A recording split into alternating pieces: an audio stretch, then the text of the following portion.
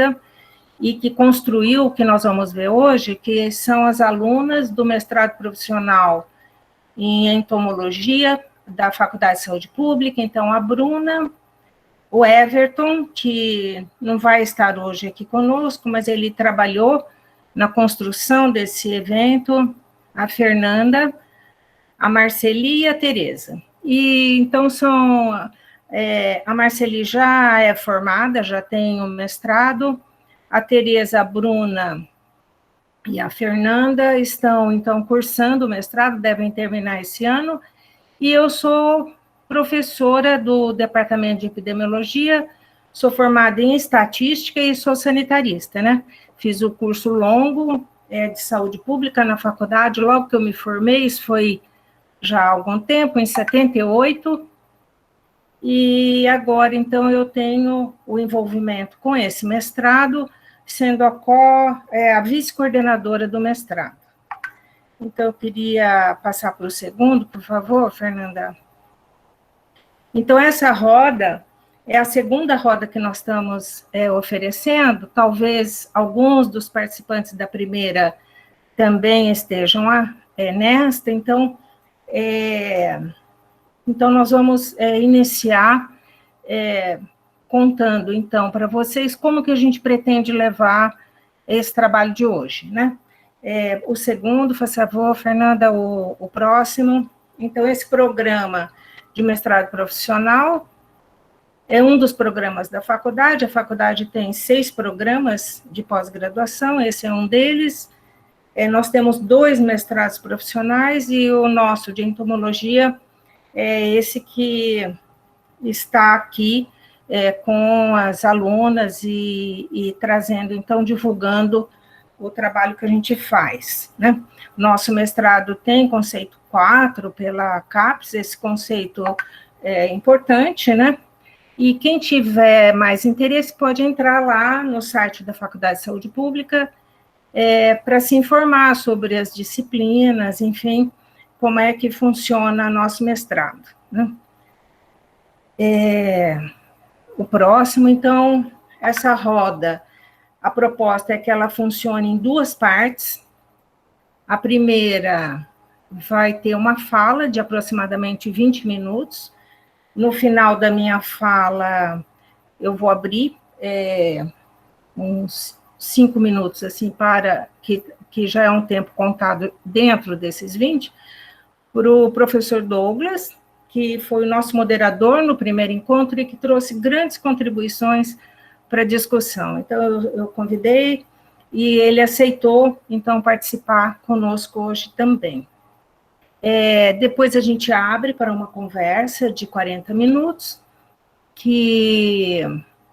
onde as inscrições podem ser feitas pelo chat, ou a pessoa pode pedir a palavra e a nossa moderadora vai cuidar dessa parte, né? Depois, então, nós vamos fazer mais uma apresentação de 30 minutos, e os últimos 30 minutos restantes, nós vamos deixar, então, para a conversa, que vai funcionar da mesma forma que a primeira parte. O microfone, ele deve ficar desligado para todos que não estiverem com a palavra, né? Isso vai facilitar a transmissão e evitar, então, interferências aí que dificultem o entendimento, enfim, a forma como as pessoas ouvem, às vezes, ela fica com interferências, então é para evitar isso. Vamos controlar várias informações também pelo chat. Quem vai fazer isso é a Marceli, e eu na segunda parte, que também entro controlando e fornecendo informações. A lista de presença, eu tenho a impressão que a moderadora vai liberar. No primeiro grupo, na primeira roda, o Douglas liberou em 3 momentos, no início, na metade da roda e perto do final. Então, eu não sei como a moderadora vai proceder, mas ela pode, depois dessa minha fala, atualizá-los quanto a isso. Você gostaria, Vera, de colocar alguma outra informação? Ela já colocou a lista de presença, então vocês Isso, podem... a lista, então, já está no chat. Você teria mais alguma informação, Vera? Não, Denise, acho que está tudo certo. Vamos começar. Tá bom. Então, esse evento é importante para a Faculdade de Saúde Pública, é importante para vocês, cursistas, é importante para os estudantes, né, que vão se beneficiar também de tudo que a gente falar nesses dias. Eu tenho visto que esse evento tem motivado e tem animado os cursistas, então esse é um momento de agradecimento à PEB também pela ação, né, por manter esse evento vivo e funcionando, né. O tema da palestra, então, é a atuação do professor como agente promotor do conhecimento científico. Esse professor é o professor geral, não é o professor da rede básica, fundamental, universitária, ensino médio, é o professor, é o agente ensinante, né? Então, eu vou fazer duas perguntas que vão depois ser retomadas. A primeira se as doenças podem ser evitadas, controladas ou minimizadas por meio de processos educativos. Então, essa é uma primeira indagação que eu faço. E a segunda é a respeito das zoonoses. Então, eu vou entrar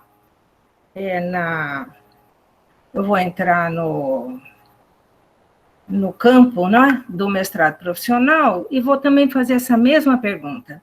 As doenças transmitidas por vetores, né, que em grande parte estão adaptados ao meio urbano, se essas doenças podem ser evitadas, controladas ou minimizadas por meio de processos educativos. Então, entre as doenças, tem várias aí que a lista é grande, né? Então, é isso. Como é que o processo educativo pode auxiliar na saúde pública com respeito à promoção da saúde, né? Então, aqui está dito que esses vetores, muitos deles estão adaptados ao meio urbano e essa adaptação, ela vai acontecer por quê? Porque o meio urbano oferece condições propícias para que exista o crescimento, né? E a integração desses insetos, enfim, e artrópodes na vida do homem, né?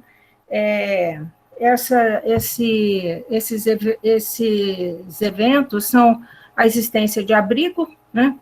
De água, de alimento e de acesso. Então, são os 4 As, né?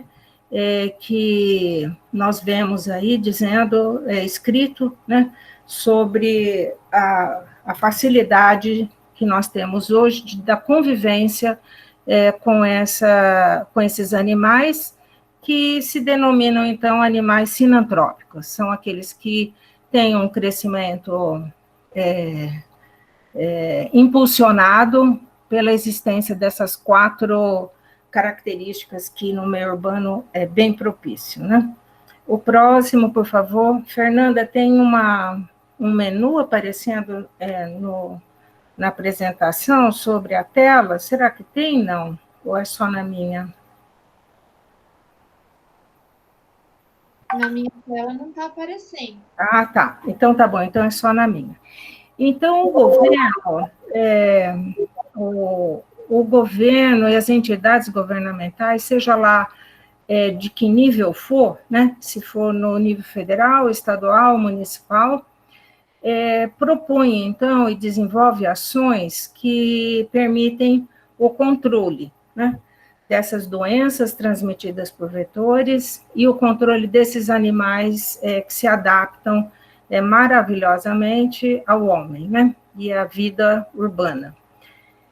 Então, entre essas ações, nós temos a educação sanitária, que busca esclarecer a população como é que a população pode evitar e se prevenir dessas doenças, né?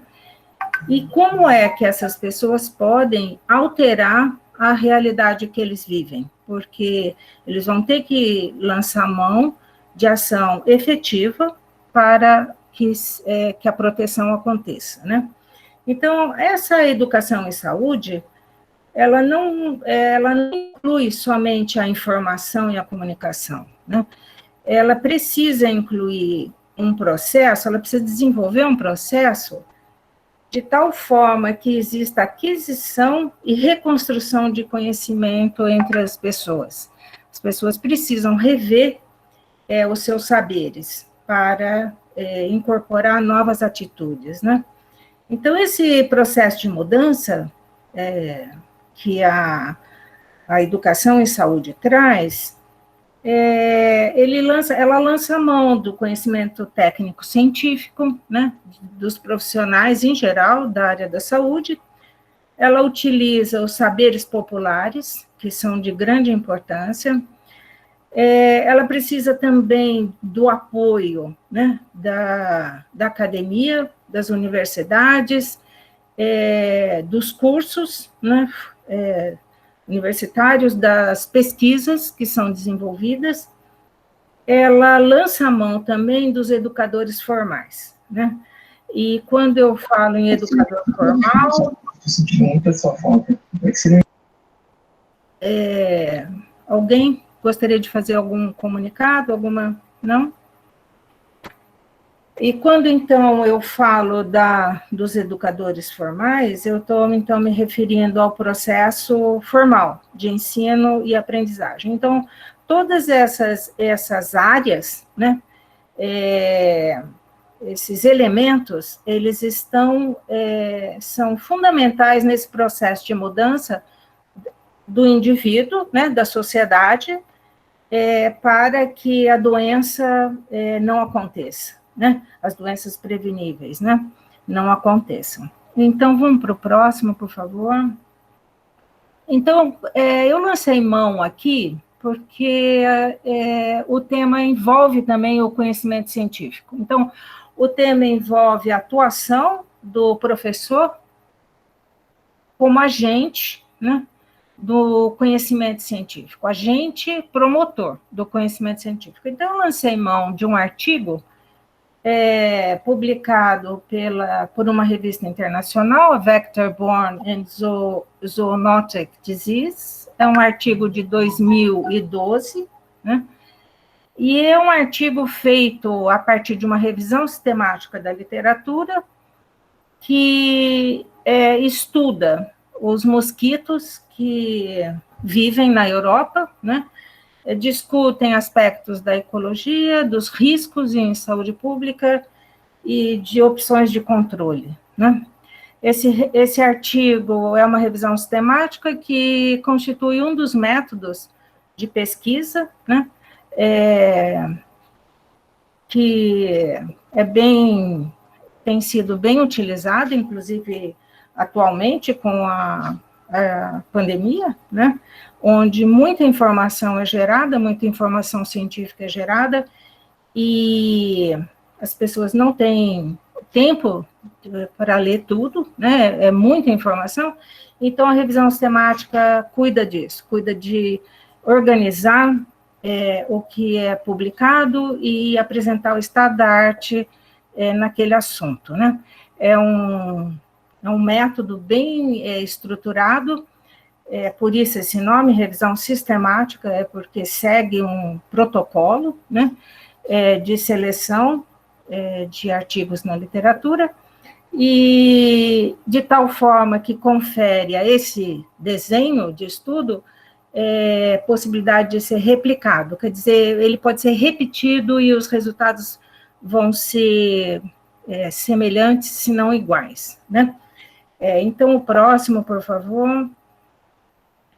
Esse estudo apresenta os locais da Europa, então, quais são os países onde existem esses insetos, que aqui no Brasil existem também. Eu trouxe esse estudo para mostrar que este é um problema global, a existência de animais sinantrópicos não existe só no Brasil ou na América Latina, ele está presente na Europa e em países desenvolvidos, né? Então, o mapa, as cores vermelhas indicam, a cor vermelha indica onde esses insetos existem de modo natural, quer dizer, eles são autóctones desses locais. Grande parte cinza indica que não tem informação, então, ausência de informação para esses outros países.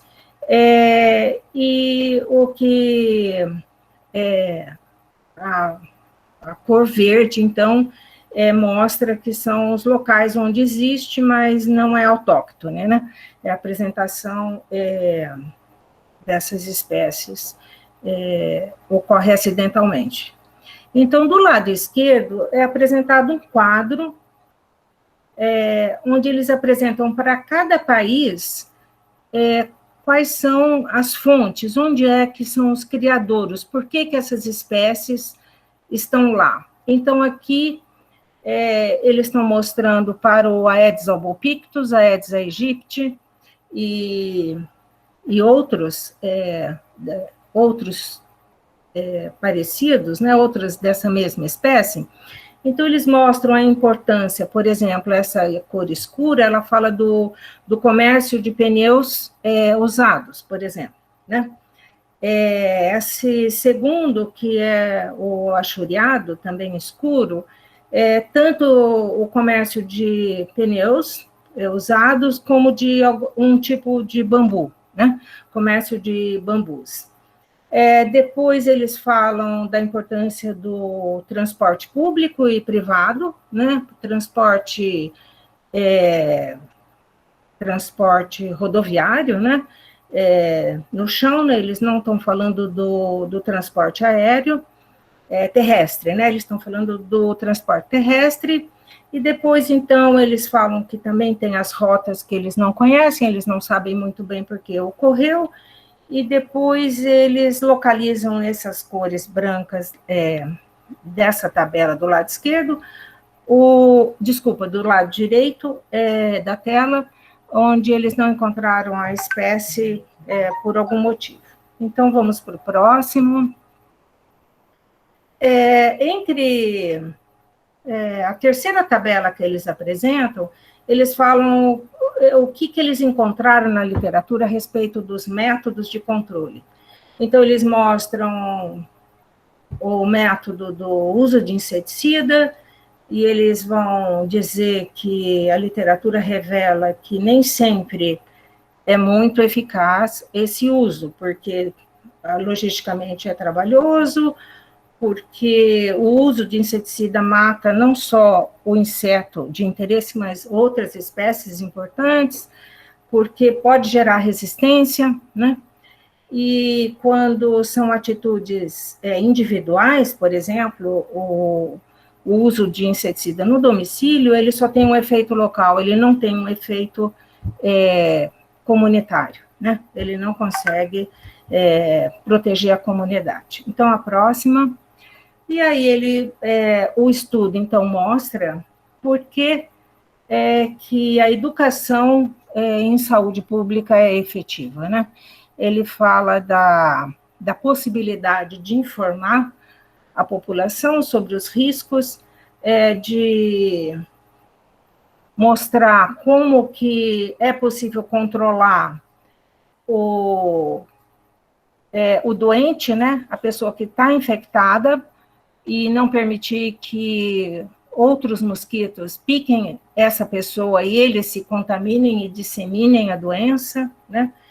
Eles falam, então, da importância de olhar para o meio ambiente e de rever as atitudes, né, de armazenamento de água, por exemplo. Então, eles mostram como que a educação em saúde é importante. Então, por que eu trouxe esse artigo? Eu trouxe porque, com elementos simples, como mapas e tabelas, eles conseguem revelar uma situação em países europeus de uma forma bastante eficaz. A gente rapidamente entende, né, e percebe como é a situação lá, né? Esses elementos, mapas, essas tabelas, elas não têm sofisticação, elas são feitas muitas vezes desde o nível fundamental, nível médio, né? Ensino médio e básico, né? Os alunos usam essas ferramentas, quer dizer que ali já usa-se o elemento científico, né, para o resumo de informação científica. Então, me chamou muito a atenção o uso desses recursos nesse artigo. Aí, o próximo, por favor. Fernanda, é isso. Então, aí eu me perguntei, né, como é que o professor se torna agente, né? Agente do conhecimento científico. Então, ele já é um agente do conhecimento científico, né? Eu tenho a impressão que o dia a dia do professor é feito com base em informação. Essa informação, ela é informação científica, é informação gerada pela observação, né? O problema é como utilizar esse método científico para motivar o aluno, para motivar o estudante, para que o estudante perceba que ele é o consumidor daquilo mesmo que ele procura, né? Então, eu fiz uma sugestão ou outra aqui, e eu gostaria de deixar como reflexão. Então, como que o professor pode ser, ou é, o agente promotor do conhecimento? Auxiliando e motivando a elaboração de perguntas, né? O aluno apático e desmotivado, talvez ele possa olhar para a realidade dele e começar a fazer perguntas que vão trazer necessariamente a possibilidade dele se aproximar do conhecimento científico, porque a realidade, ela pode ser traduzida, né? E aí o método científico ajuda nessa tradução, né, da realidade, porque ele oferece os instrumentos para isso, né? Ele oferece instrumentos para observação, o conhecimento, a ciência, né, e a investigação científica, ela permite o registro das informações de uma forma importante, de uma forma conhecida e necessária, né, para que a realidade seja revelada, né. Então, reforçar a importância dessa observação e do registro das mesmas. Então, foi um pouco o que esse artigo fez. Ele tinha uma pergunta clara: como é a distribuição desses insetos na Europa? O artigo, os autores se propuseram a ver artigos que já haviam feito esse diagnóstico. Então, eles usaram um conhecimento que já havia sido apresentado em formato de artigos e fazem, então, deste elenco, desse conjunto, não é, de artigos, o seu próprio artigo. Então, um aspecto importante é reconhecer que o aluno, ele pode ser o promotor de ciência, né, e de conhecimento. Então, o aluno, ele traz várias possibilidades da aproximação e da modernização do conhecimento. Então, é ele que nos conta, por exemplo, se a pergunta tem que ser refeita, né?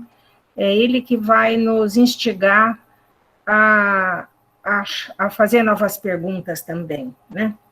O professor, ele é mediador do saber científico, porque ele estuda e ele pode facilitar, então, o uso, não é, desse método de aprendizado, né, que é pela ciência, né.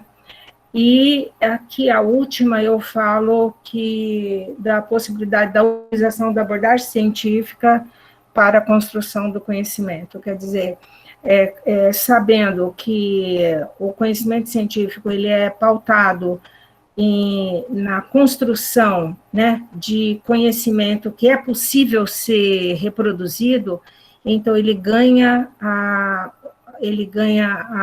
o status, né, de credibilidade, quer dizer, ele não é algo que é simplesmente uma opinião, ele é algo observado, registrado e testado cientificamente, né? Então, esse conhecimento, ele passa a ter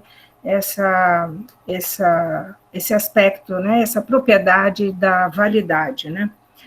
Então, com essa fala inicial, eu queria, se o Douglas estiver presente, eu queria abrir a palavra para ele, porque ele fez umas considerações importantes na primeira roda, e nesse momento, eu gostaria de passar a palavra para ele. Se ele não estiver, aí será que o Douglas está presente? Denise, o Douglas não está agora. Eu acho que ele está ele está conduzindo mediando outra palestra, que a gente fez uma divisão de trabalho aí, e eu que entrei aqui, tá? Tá bom. Então, Vera, eu vou encerrar minha palestra aqui, a minha fala, né? Eu vou encerrar minha fala, e o próximo slide, vocês vão ver que eu vou convidá-los para uma conversa, né? Ver como é que vocês foram afetados e por esse assunto, pelo que eu trouxe hoje aqui para essa conversa. Então, eu gostaria de ver quem gostaria de usar o microfone ou escrever pelo link, saber da Marceli se ela já anotou alguma pergunta, né? Então, a palavra, então, momento de interação, galera. É isso aí. A Marceli, ela tem essa intenção, né, de motivar e de fazer com que as pessoas participem. Nós temos aí 21 participantes, que são cursistas, são professores. Gostaria que eles me colocassem na sala de aula deles e pensassem no tema que eu trouxe hoje.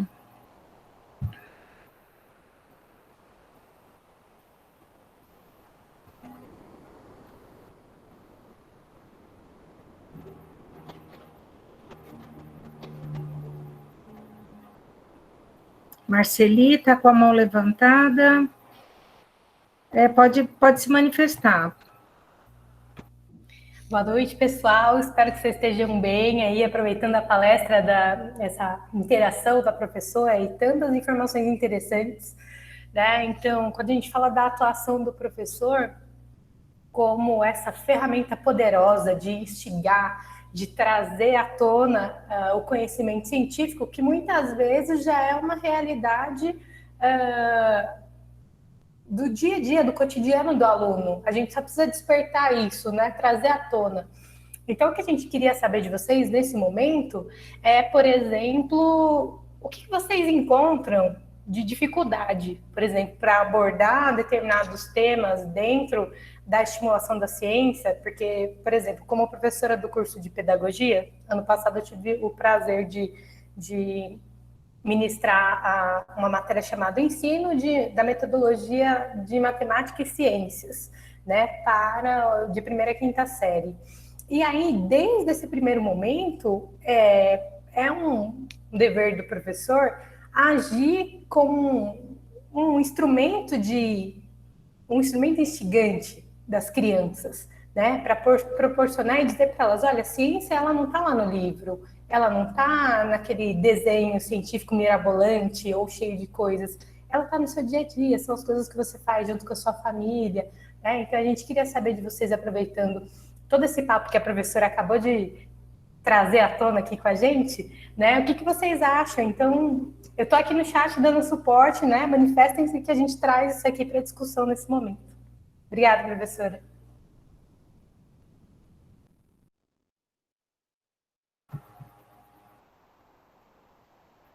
Alguma manifestação? Alguém levantou a mão? A Vera. Bom, só para ver se a gente descontrai, né, porque estava essa comunicação sem o contato, né, fica todo mundo meio inibido, é mais difícil quebrar o gelo, né. E eu tenho me lembrado muito, eu vou fazer 70 anos esse ano, e eu tenho me lembrado muito, eu não sei por que em São Paulo esse ano está tendo muito mais mosca do que costumava ter aqui em casa, né. E eu tenho comentado aqui com a família várias vezes que eu me lembro muito bem de um cartaz que tinha quando eu era criança, que mostrava que a mosca pousava nas coisas, depois ela acho que vomitava, assim, na minha cabeça de que era criança, quando eu via esse cartaz, né, vomitava lá, ela regurgitava, não sei, e aquilo me causou uma sensação que eu guardo até hoje, eu devia ter 10 anos, 8 anos, né? Então, eu acho que é disso que a gente está falando, porque foi engraçado que a Denise trouxe um artigo sobre os mosquitos na Europa, né? E a gente tem tanta coisa aqui, né? Tanta variedade de objetos voadores que aparecem em casa, né? Então, eu acho que essa ideia de conversar a partir das crianças é muito legal. Então, só para quebrar o gelo, eu quis contar essa historinha. E até comento, por que não tem mais esses cartazes, né? Às vezes as pessoas não ligam muito para a mosca posando, mas eu tenho uma memória horrorosa do que uma mosca pode fazer por causa da imagem, né? Que deve ter sido trabalhada na escola e tal. Então, Vera, eu queria dizer que trazer um artigo da Europa foi intencional, porque muitas vezes nós pensamos que só existem esses problemas aqui, né, no Brasil, só existe dengue aqui, Europa é país desenvolvido e lá não tem dengue, não tem chikungunya, não tem zika, né, e outras doenças, né, encefalites, então, não é isso que acontece, né. O que acontece é que o mundo globalizado, ele faz com que esses vetores todos, eles fiquem disseminados, eles estão presentes no mundo inteiro, né? Se eles tiverem condições de procriar, eles vão se tornar esses animais sinantrópicos que deixam de ter uma convivência pacífica conosco e passam a causar problemas, ou incômodo, né, como essas moscas, eu não sei se você quis dizer mosca ou mosquito, né, mas tanto um quanto o outro causa muito incômodo, se não causa doença mesmo, né, verminoses e doenças como o dengue é transmitido por um mosquito, esse Aedes albopictus e a aegypti, que é citado no artigo, ele está aqui, né, ele se adaptou, ele se urbanizou, e hoje ele convive conosco, seja num ambiente completamente deteriorado, né, com água parada e esgoto, ou água limpa de algum lugar, é uma coleção de água que nem se espera que ali piscina ou caixa d'água, enfim, porque a água é limpa, né? Mas ali pode se constituir um criadouro, né? Pneus também, enfim. E aí você, como o culex, esse que é o pernilongo, né? Que perturba a gente à noite, durante o dia, não tem momento de sossego, quem mora perto, né? Dos locais onde eles habitam, né? Eles moram onde, enfim, principalmente no... bom, eles estão na cidade de São Paulo toda, né? Mas o que eu achei interessante da tua fala é que você foi afetada por uma informação que te causou de alguma forma, um efeito que foi duradouro, né? Até hoje você se lembra, possivelmente você evita, se você estiver num ambiente com mosca, você não vai gostar, porque aquilo te mostra que elas estão fazendo coisas que podem te afetar negativamente, né? Podem contaminar teu alimento, né? Então, essa informação, você vê, ela não ela é científica, né? Porque é o hábito alimentar e a fisiologia do inseto, né, da forma como ele funciona, talvez seja essa mesma, né? Então, muitas vezes a gente tem que ouvir e ver o que é a realidade mesmo, né, do inseto. Então, tem que olhar para um escorpião para reconhecer o que é um escorpião, né? Ver o carrapato para reconhecer que aquilo é um carrapato, né? Uma pulga, enfim.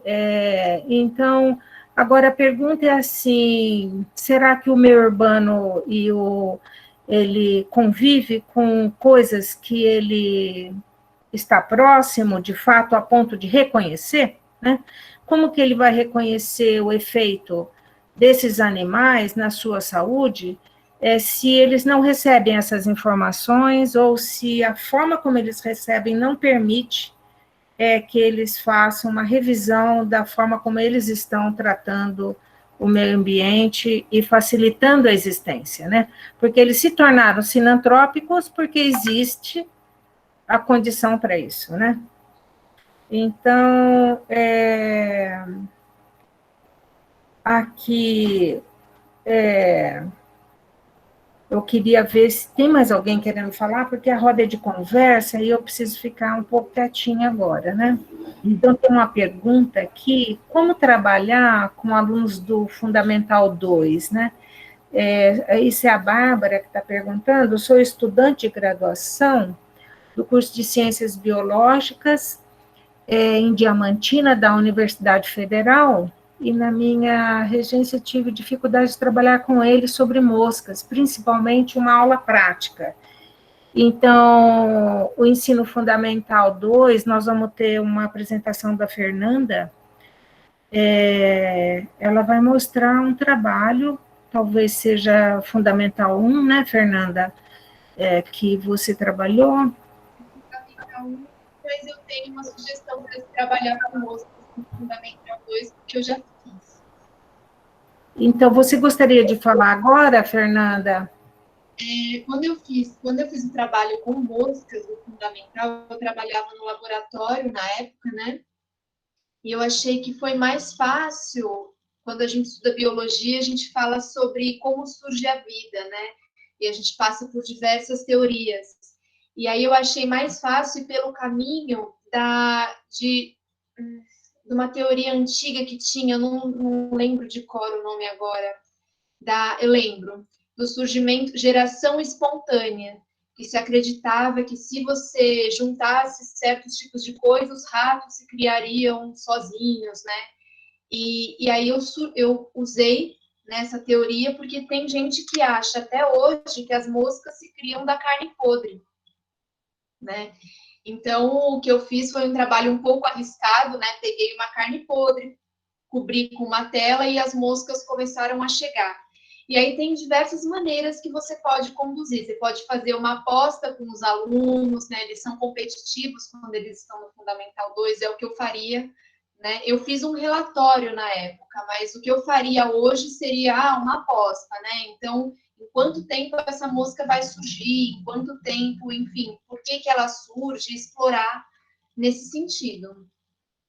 Essa é a minha sugestão para trabalhar com moscas, né? E é isso. Assim, mais para frente a gente vai falar sobre o Fundamental 1, mas minha sugestão é essa para moscas. Então, a Regina, aí, obrigada, Fernanda. A Regina traz, então, essa contribuição, dizendo que eles fazem o caminho do outro lado, né? Eles vão até, eles convidam eles convidam pessoas para participarem de reuniões de pais e professores para tirar dúvidas. Então, nós fizemos o contrário. A unidade básica de saúde ofereceu participar das reuniões, quer dizer que a unidade foi lá, na escola, e trouxe, então, a informação direto para os professores e para os pais, né? A minha pergunta para você seria como é a resposta, né? E se isso chega até os alunos, se isso é conteúdo de aula, né? Se esses assuntos caem como são conteúdos, são elementos discutidos na sala, né? Oi, Bárbara. Eu só vou falar só vou pegar a palavra, professora. Na segunda parte, Bárbara, nós vamos mostrar vários trabalhos desenvolvidos, tá? Acho que vai ser bem interessante também. A Fernanda também tem imagens, nós temos imagens a mostrar, tá? Então, na segunda fase da roda, acho que vai ser bem interessante, tá? Espero muitas trocas. Vamos fazer muitas trocas, é isso mesmo.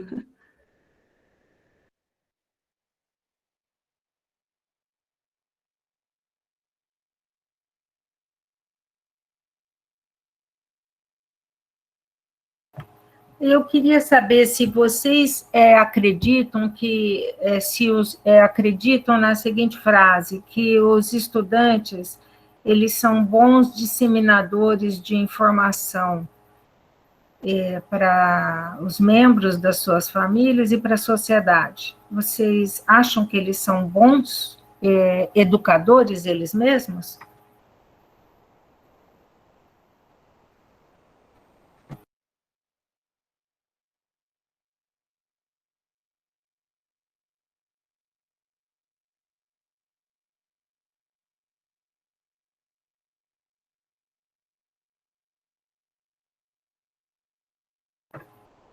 Então, as respostas são concordantes, né?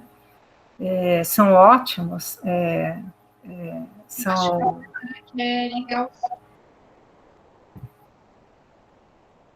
Então, as respostas são interessantes. Então, parece que sim, parece que os estudantes, os alunos, são agentes multiplicadores, né? A partir deles, podemos fazer mudanças. Uhum.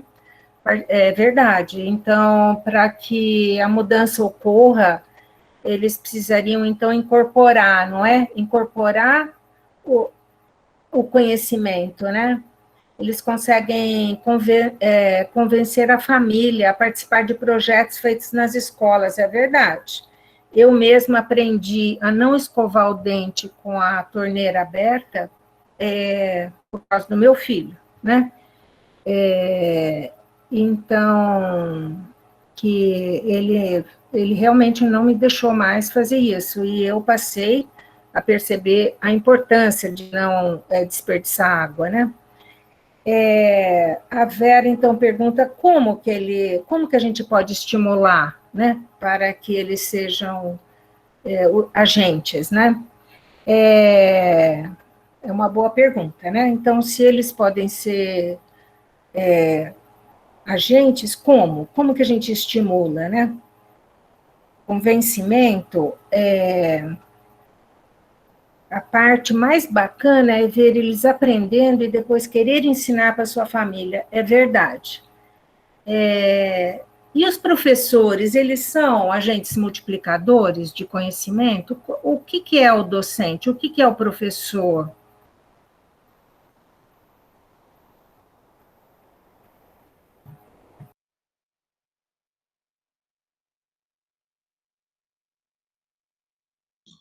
Professora, eu só queria pegar a palavra um pouquinho.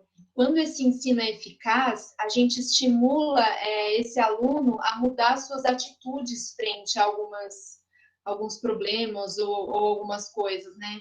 E aí eu acho que vira uma corrente, né? Um vai mudando a atitude, o outro vai mudando a atitude, por meio do exemplo se forma uma cadeia de mudança. E aí, nesse sentido, seria eles serem multiplicadores, né, do conhecimento.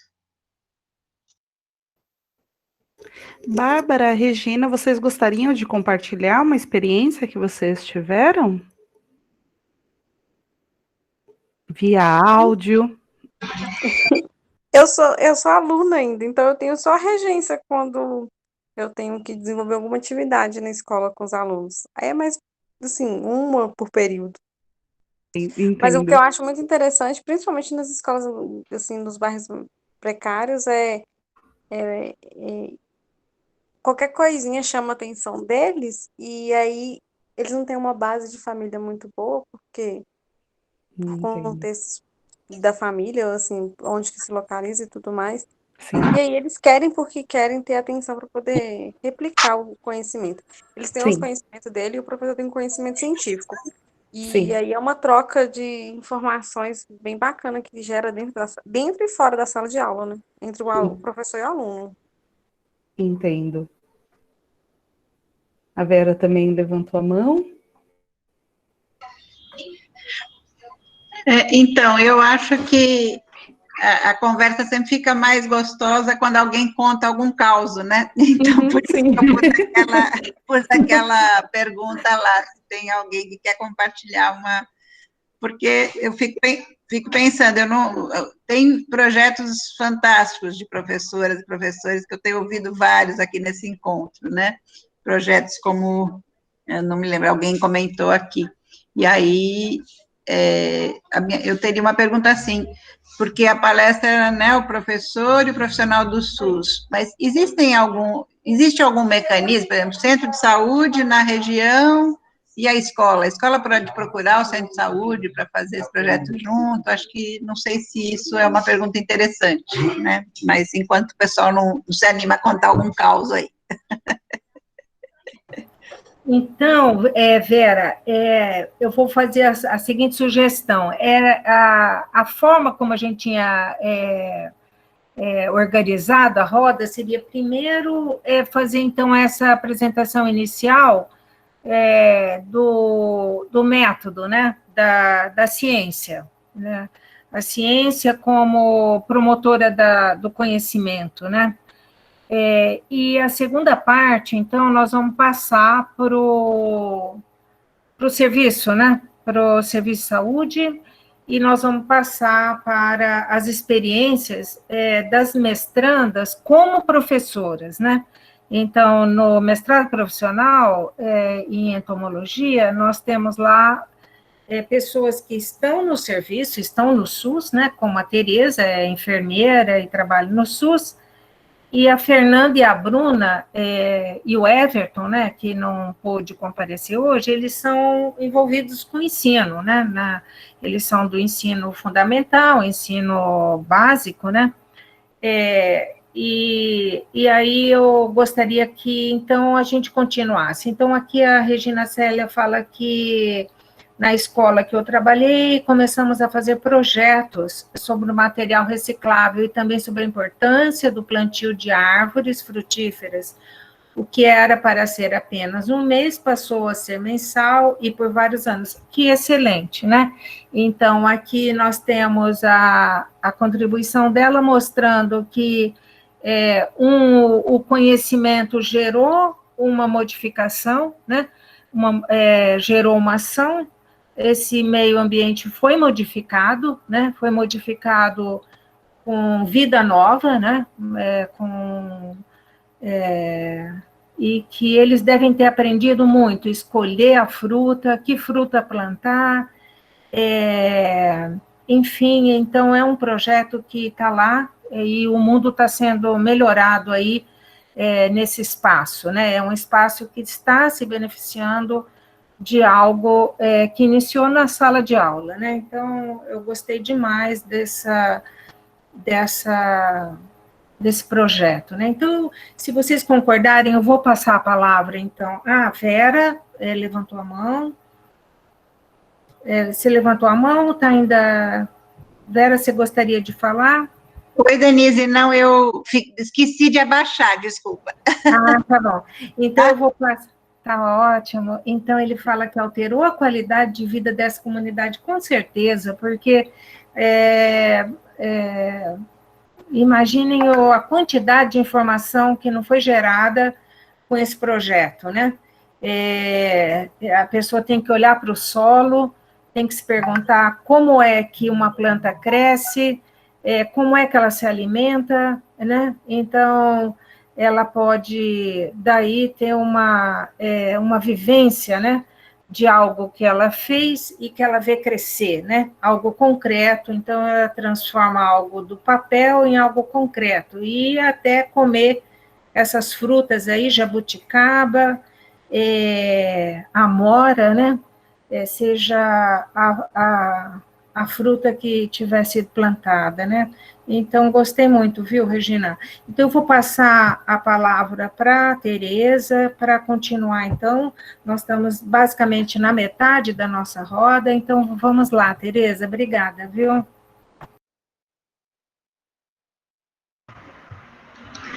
Boa noite, pessoal. Como a professora Denise já me pré-apresentou, meu nome é Tereza, eu sou enfermeira, eu sou aluna do mestrado, assim como as meninas, e eu trabalho numa prefeitura do interior de São Paulo há 9 anos, mais especificamente no setor de vigilância em saúde. Tanto é que eu me familiarizei com várias falas da Regina Gestão Saúde Ambiental, porque a gente compartilha de muitas opiniões, e eu vi que ela tem uma visão muito interessante dessa integração saúde e educação. Bom, antes da gente aprofundar um pouco mais esse assunto, eu acho que é interessante a gente falar um pouco da questão conceitual de saúde. Bom, a saúde, ao contrário do que muita pessoa ainda acredita, não é simplesmente ausência de doença. A saúde, ela é um conceito amplo que envolve a questão de saúde biológica, com certeza, mas também envolve a questão de condições dignas de moradia, acesso ao lazer, ter emprego, saneamento básico, enfim, a saúde, ela é um contexto que envolve várias questões. Para o indivíduo ser saudável, se sentir saudável ou se considerar saudável, é interessante que ele tenha todas essas vertentes, todas essas sensações preenchidas de alguma forma.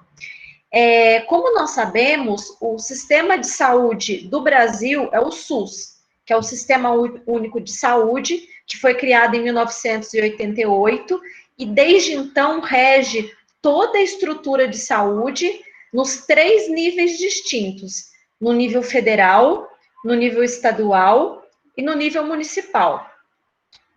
Nesse sentido, a gente traz mais uma vez a questão multifatorial, ou seja, para a saúde ser efetiva, ela não pode trabalhar de forma isolada, ela tem que trabalhar conjuntamente com outras áreas.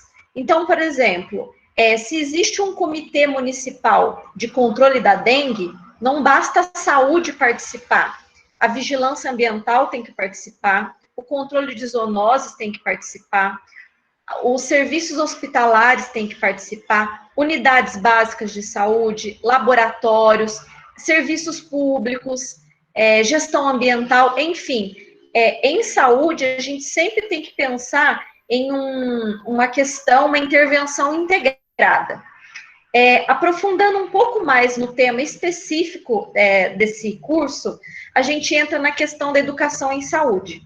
A educação em saúde é uma das principais vertentes dentro do SUS.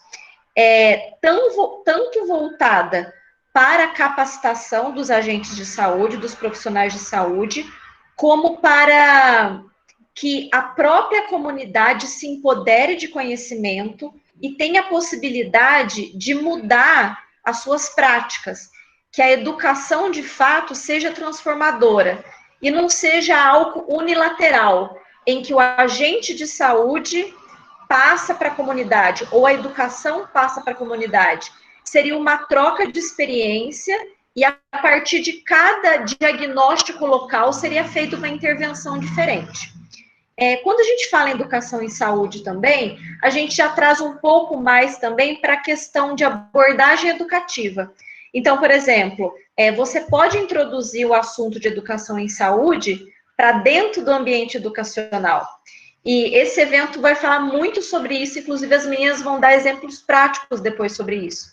Mas, por exemplo, eu vou passar um vídeo no próximo slide que ilustra a questão da integração, um exemplo de integração dentro do SUS entre a saúde e educação, uma parceria, assim como a Regina citou no município onde ela trabalha. Então, por exemplo, esse programa de saúde escolar, ele insere os trabalhadores de saúde dentro da escola, justamente para trazer esses conteúdos de saúde para o ambiente escolar e fazer também que os educadores se apropriem desses conteúdos e façam um trabalho conjunto com a educação. Essa fala foi um pouco teórica, mas foi mais para a gente introduzir um pouco o assunto de como é importante que a saúde e a educação andem juntas. E, continuando nesse evento, nós vamos dar exemplos de como fazer isso na prática. Sabendo da importância, de que forma que a gente pode fazer isso na prática, no nosso município, na nossa escola, como estabelecer uma possível parceria com a escola mais próxima ou com o serviço de saúde mais próximo. Então, a gente vai discutir isso um pouco melhor. Então, no próximo slide, a gente vai passar um vídeo do Ministério da Saúde, elaborado pelo órgão, que fala sobre o Programa de Saúde Escolar, uma parceria entre saúde e educação. Gente, eu só vou pedir para no início vocês me disserem se o som está funcionando, tá?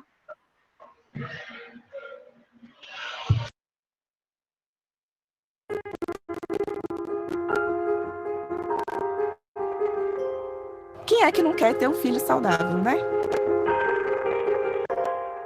Quanto mais ele se alimenta de forma saudável, quanto mais ele leva uma vida saudável, uma vida com esportes, mais saudável ele vai ficar.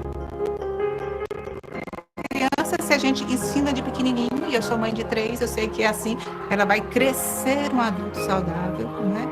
E ela acaba que influencia na família também para que gere pais com mudanças de atitude e hábitos saudáveis. Cuidar da saúde da criança mexe no desempenho escolar. Então, por que não aprender saúde, né?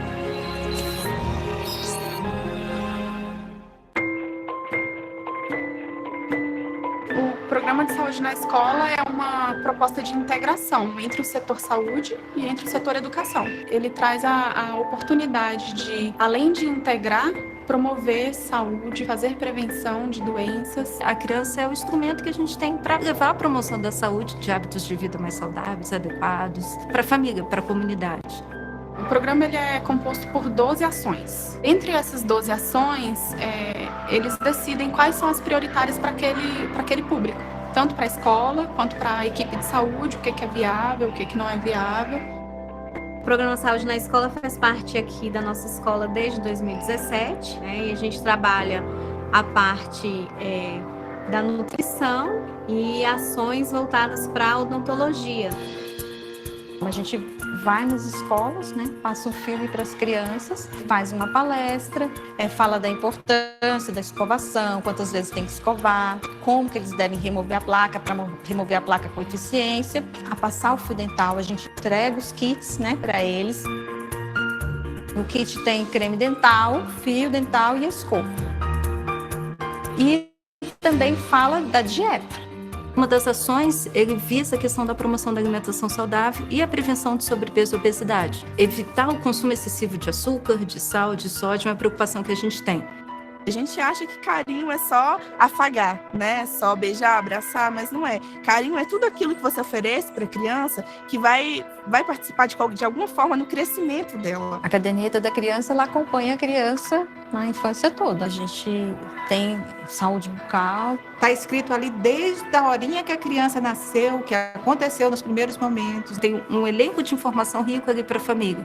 Então, o profissional da saúde, ele tem a sua obrigação também de preencher quando ele vai fazer o acompanhamento do crescimento e desenvolvimento da criança e orientar a mãe. Surgem algumas dúvidas, né? Eu corro lá na caderneta dele de saúde, que tem inúmeras informações, né?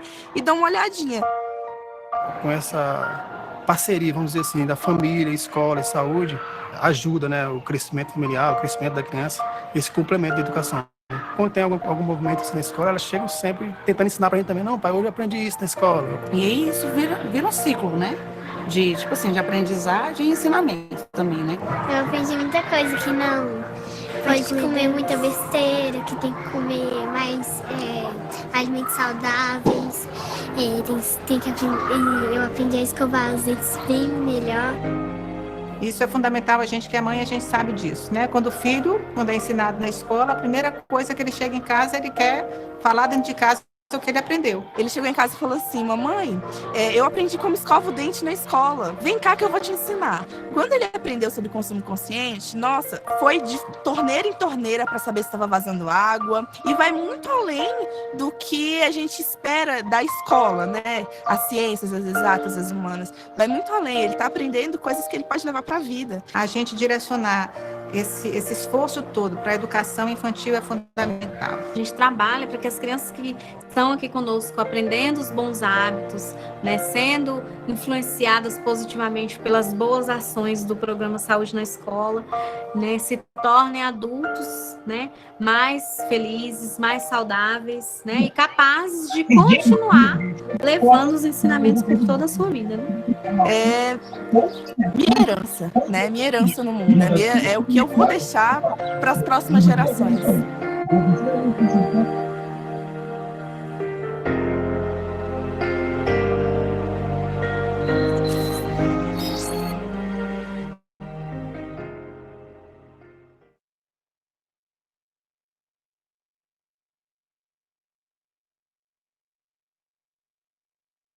Então, esse foi o vídeo, né, do programa que a Tereza apresentou.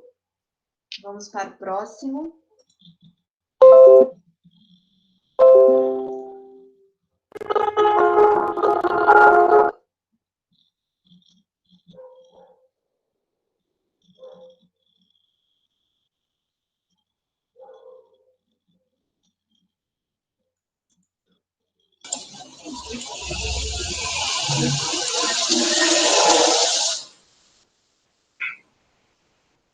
Vocês estão me ouvindo? Sim. Ah, tá. Não, tive um probleminha com o microfone ali. Bom, pessoal, né, então, o que a gente vai tratar agora, né? Educação e promoção em saúde, a importância dos projetos e aulas dialógicas como ferramenta didática no auxílio da saúde individual e coletiva. Então, esse vídeo deixou muito claro o impacto que o professor, como agente de promoção, tem no ensino das crianças, e isso reflete na família. Foi uma questão que vocês também levantaram, foi super interessante, e a gente está em sala de aula, são questões que a gente observa, né? Então, normalmente, quando tem alguma atividade voltada ao desenvolvimento das crianças, né, e essas atividades são inúmeras, então a gente vai comentar muito que essa segunda parte da nossa roda de conversa, de vai trocar algumas figurinhas, experiências, tanto do ensino fundamental 1 e 2, o ensino médio, profissionalizante. Quais são essas estratégias que a gente pode trabalhar? Então, é óbvio que, dependendo da faixa etária, né, a interação dos pais ela é muito maior. Como a gente observa, por exemplo, no ensino fundamental 1, né, e ensino fundamental 2, em determinada faixa etária ali, entre o 5º, 6º, 7º ano, né? Então, quais são essas estratégias? O que a gente pode utilizar de recurso para potencializar, às vezes, um conhecimento que está lá adormecido, né? Então, assim, fora as ferramentas tecnológicas que a gente pode explorar hoje em dia, então, a gente pode falar de vários cenários, né, e isso é importante. A gente pode falar desde uma escola que tem uma instituição que tem menos recursos, né, quase nenhum recurso, até as instituições que têm uma gama muito grande de recursos, né? Então, a gente pode falar tanto do ensino público quanto do ensino particular. E aí, quais são essas estratégias? Como a gente pode estimular? Através de trabalhos manuais, através de teatros que podem trazer à tona essa questão do trabalho transdisciplinar, nem falo multidisciplinar, né? Hoje em dia a gente usa muito essa frase do transdisciplinar, que é essa capacidade de trabalhar uma série de temáticas, né, que envolvam ali, quer dizer, trabalhar com uma temática que envolva uma série de professores de diferentes matérias, né? Então, é incrível trabalhar com isso, a gama de informações que a gente pode abordar em aspectos diferentes dependendo da matéria, né? Então, o que a gente pode fazer? Promover um teatro, uma roda de conversa, trazer um documentário, explorar, por exemplo, alguma situação, uma contação, né, de história.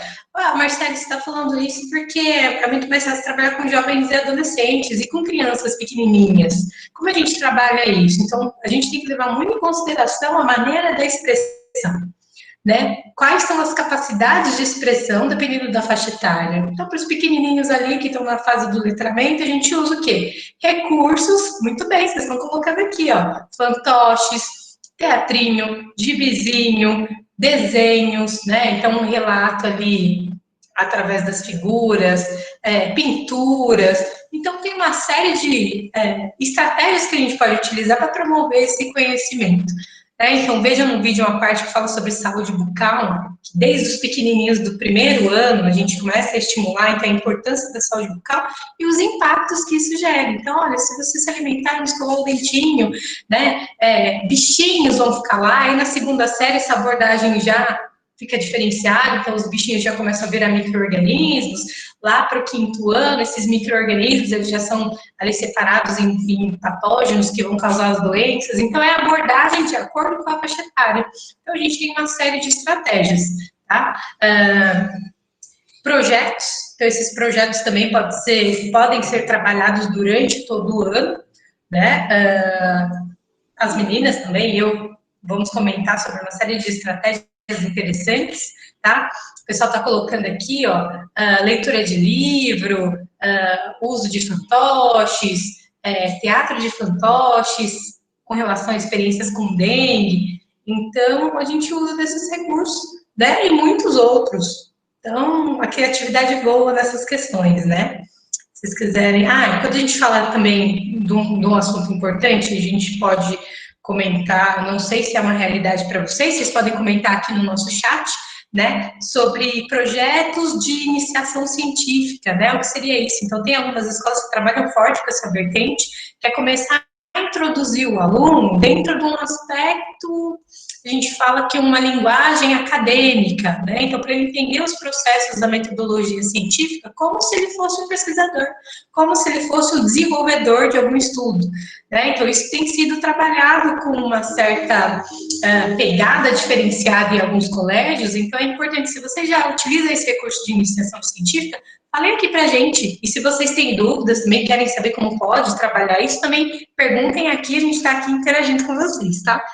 Próximo. Então, olha só, né? Aqui são algumas experiências, então, para quem não estava participando da roda de conversa anterior, né? Então, a gente se apresentou um pouquinho. Então, dentre toda essa experiência, eu tenho a oportunidade de há 11 anos lecionar, né? Tanto no ensino fundamental, médio e ensino profissionalizante da área da saúde. E aí, quais são essas estratégias, né? Como eu posso trazer, por exemplo, a temática dos insetos vetores, insetos de importância médica, veterinária, né? Como que eu posso fazer isso? Então, aqui eu tenho 2 cenários diferentes, então, as figuras aqui se misturam, né? Eu tenho alguns alunos analisando o material que eu levei, então, são alguns insetos que foram coletados durante essa trajetória biológica, né, da universidade, tanto da graduação, da pós, essas saídas de campo, de coleta. Então, é um material fácil, acessível, até mesmo vocês conseguem realizar essas coletas de animais simples, que eu estou falando aqui, por exemplo, formigas, né? Eu estou falando, por exemplo, Marcele, vi um inseto morto, eu posso conservar em álcool e utilizar em sala para mostrar, por exemplo, as estruturas, né? Então, o uso de lupas, livros ali para auxiliar na ilustração das figuras, você pode imprimir um informativo e utilizar também algumas cartilhas, como a gente disponibilizou ali em algum momento, e depois a gente pode voltar a falar desse material, tá bom? Então, aqui nessa primeira, segunda e terceira figura, foi uma palestra que eu dei num colégio, essa turma acho que era de 9º ano, e era para falar sobre insetos.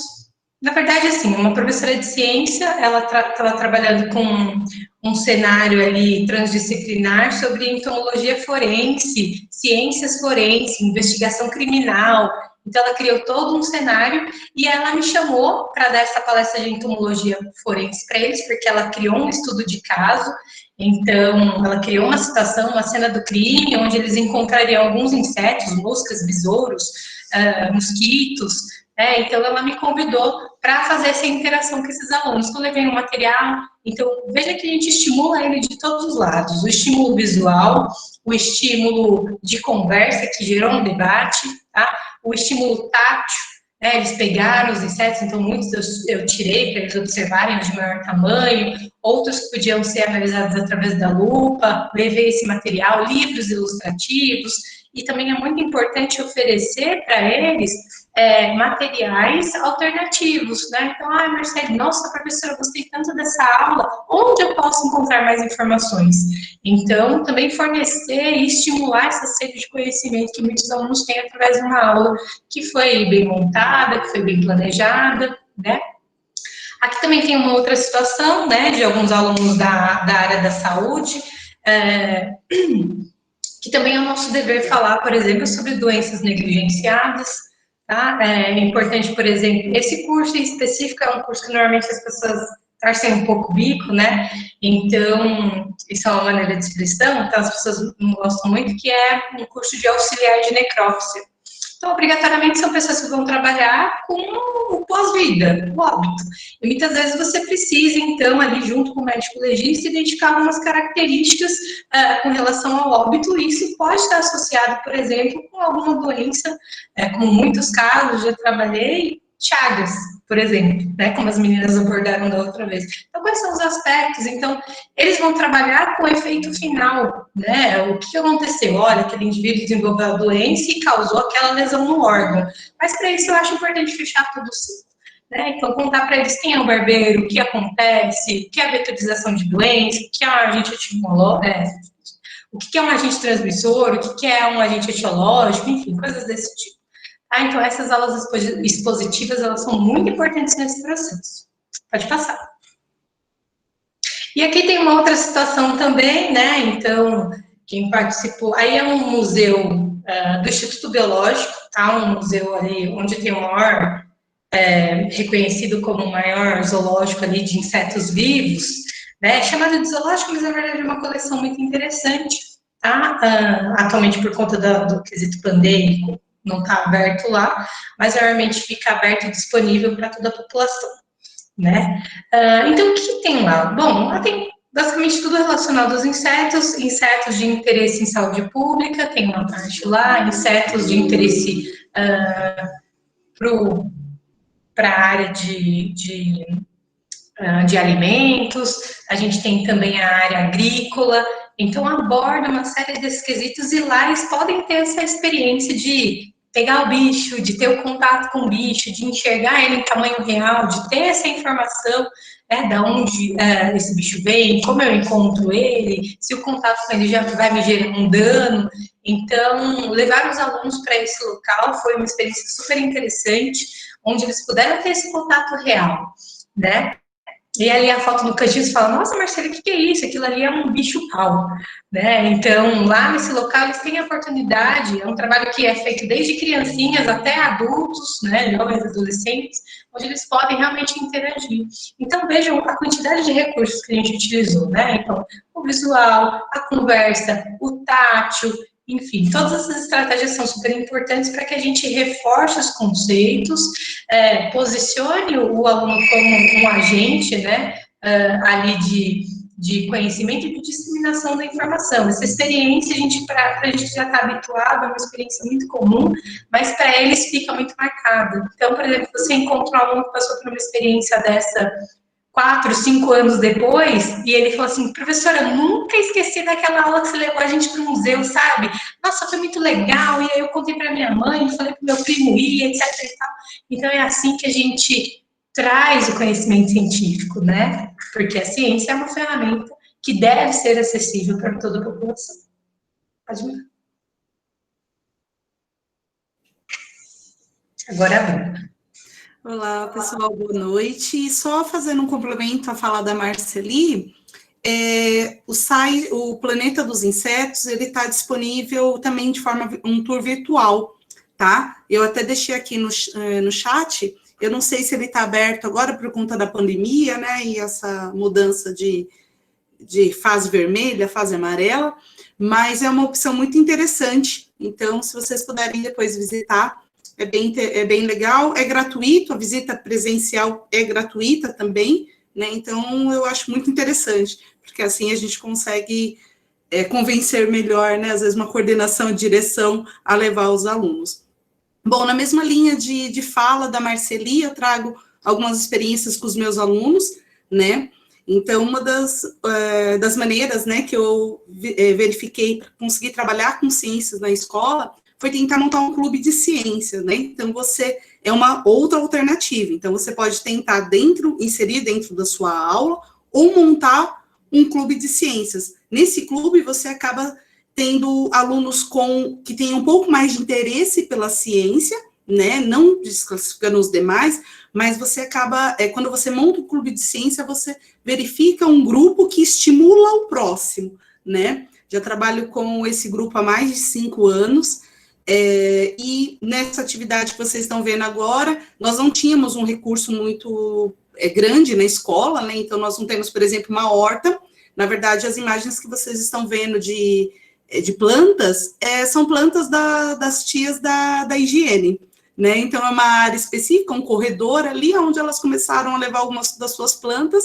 Então, você vê, novamente, sem um recurso muito grande, eu acabei aproveitando desse espaço, pedindo um dia, né, dentro das nossas aulas do Clube de Ciência, para que eles testassem a observação, né, e fingissem estar num trabalho de campo, né. Então, separei os alunos em grupo, um tratando com a fauna, outros tratando com a flora.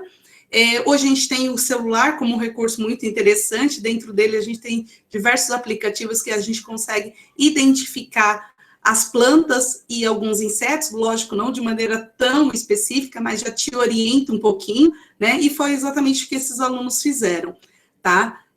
Para eles foi uma experiência incrível, novamente, como a Marceli falou, né? Essa questão do tato. Então, eles colocavam, às vezes, a mão e falavam, nossa, professora, olha que folha mais áspera, ou que folha mais lisa. Então, são plantas extremamente simples, e que ali eles conseguiram, numa atividade, eles conseguiram dar um pouco mais de atenção, né, a isso. Pode passar o próximo.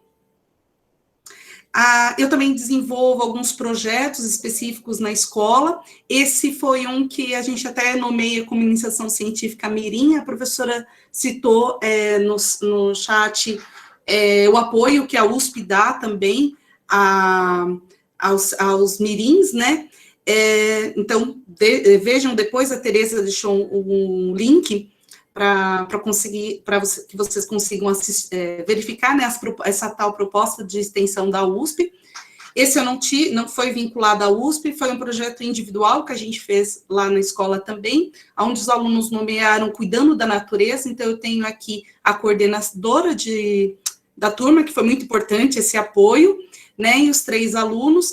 e surgiu a ideia de montar esse projeto, porque é uma região específica ali em Suzano, onde a aluna mora, que faz parte de uma reserva ambiental, e ali virou um depósito de lixo. Então, tanto as pessoas da comunidade quanto externa jogavam lixo ali.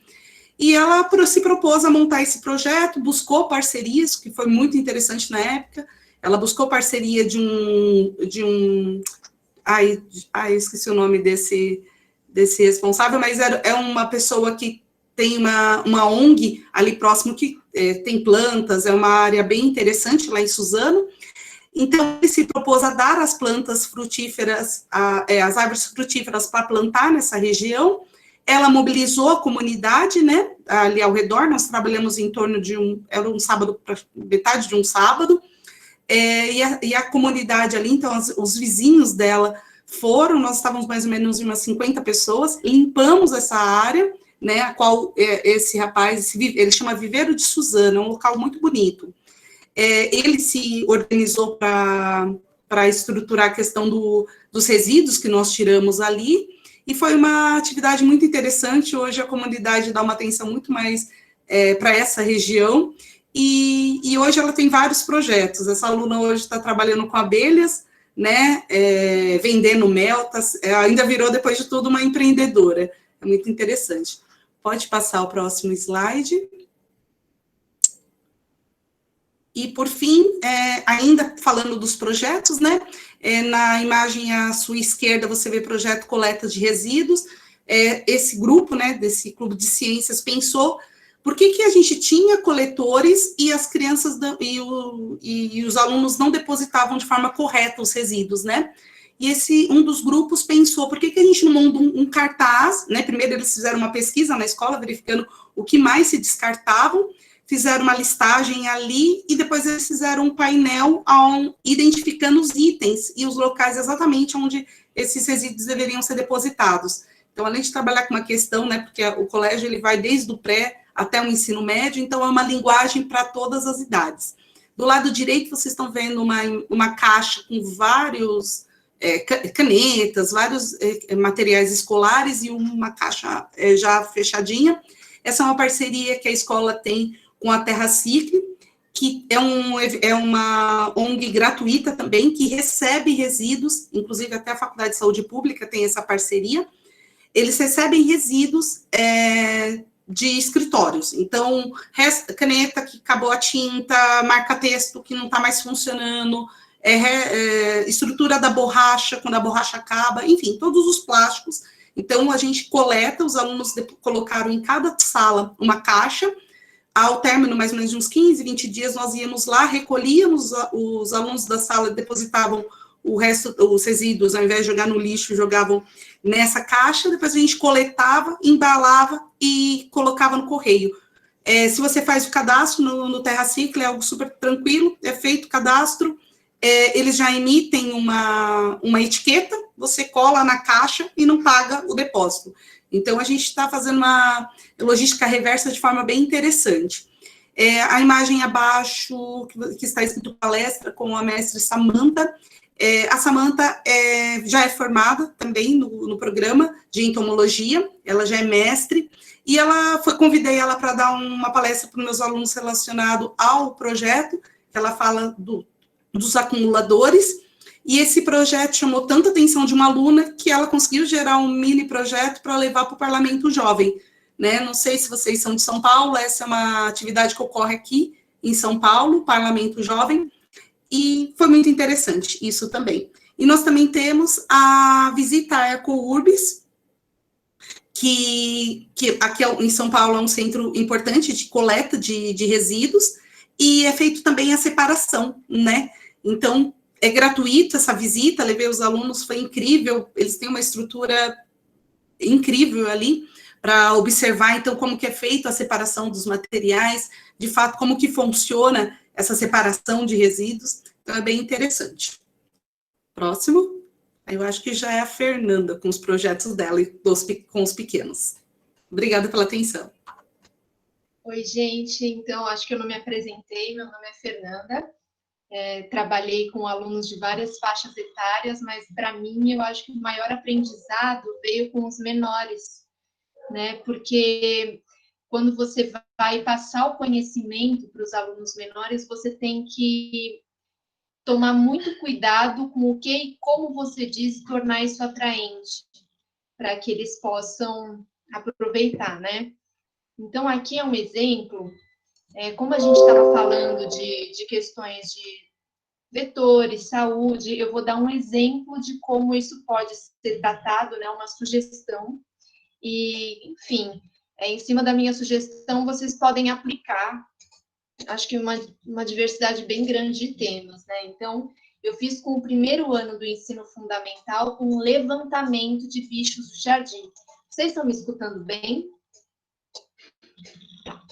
Então, levantamento de bichos do jardim, né? Então, nas minhas aulas, elas costumam, depois que eu passei pela experiência do Fundamental 1, minhas aulas, elas costumam ser bem dinâmicas. Então, no início, eu sempre parto do repertório deles, né? Então, a gente junta todas as ideias sobre um tema numa lousa, né? Então, a gente conversa sobre o que eles têm. E todas as aulas do bloco eu faço partindo disso, né? Então, para a gente desenvolver esse repertório deles. Com os alunos do primeiro ano, a gente tem o privilégio de ter um jardim, né, na escola. A gente saiu pesquisando, anotamos horário de saída, né, e saímos com régua, papel, caneta, anotando todos os bichinhos que a gente encontrava, e também batendo fotos quando possível. Então, esses alunos, eles teriam que voltar para o laboratório com alguns desenhos e uma ficha técnica, né? Então, aqui a gente pode ver uma ficha do André, muito bonitinha, ele encontrou um mosquito, mediu o mosquito, então, veja só, isso é outra disciplina, né? É o transdisciplinar, como a Marceli disse, né? É multidisciplinar e transdisciplinar, ele está desenvolvendo outras capacidades, né? E a gente conversou sobre os hábitos, então a gente já tinha conversado anteriormente nas aulas sobre os hábitos, e é isso, né? Diurno, vive no ar, come sangue, tem até umas pérolas, assim. Eu lembro que nessa conversa sobre hábitos eu perguntei onde vivia o mosquito, eles me responderam que era no ouvido. Eu achei incrível. E aqui no próximo, o que a gente fez com esse trabalho, né? A gente fez um relatório, nós construímos. Então, esse relatório, ele tem vários elementos de um trabalho científico adaptados.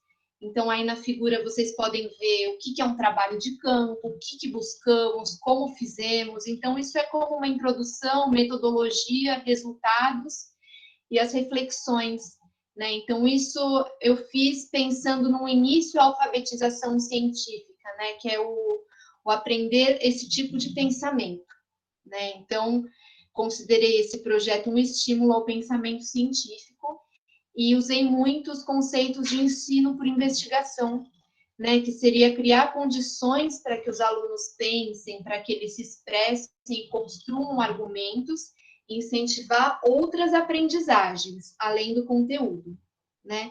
Todos os textos que construímos, eu vou mostrar aqui para vocês, foram textos coletivos, né? Tomando muito cuidado para não enviesar essa construção deles. Então, o máximo que eu fazia eram alguns ajustes, né? O direcionamento desse projeto, quanto das minhas aulas com os pequenos, eles costumam ser por meio de perguntas.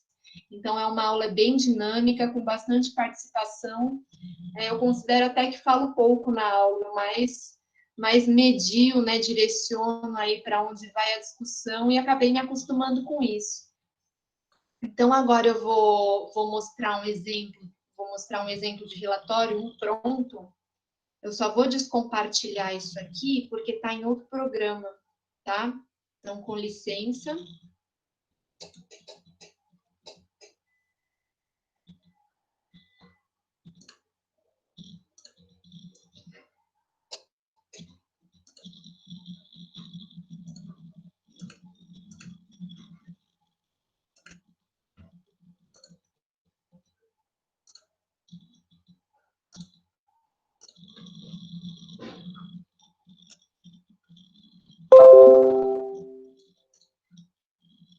Então, vocês Vocês estão conseguindo ver? Alguém, por favor, abra o áudio e fale para mim se estão conseguindo ver meu índice?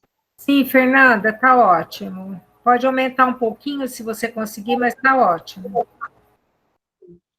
Deixa eu aumentar um pouquinho, então, porque eu vou ter que pular algumas. Então, aí o índice, né? Trabalho de campo, o que buscamos, etc. Eu vou apresentar.